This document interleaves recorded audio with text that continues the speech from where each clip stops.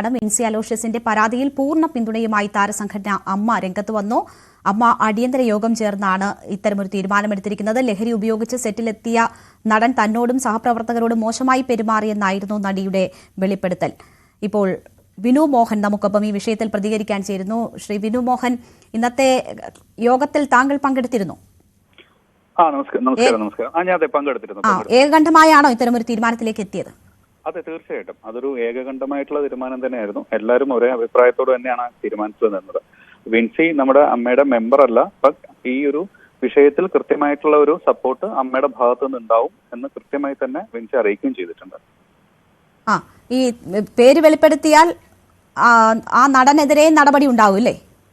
തീർച്ചയായിട്ടും അങ്ങനെ ഒരു പേര് വെളിപ്പെടുത്തുകയും ആ തരത്തിലൊരു കൃത്യമായ പരാതി നമ്മളിലേക്ക് ലഭിക്കുകയാണെങ്കിൽ, കാരണം അത് കൃത്യമായി തന്നെ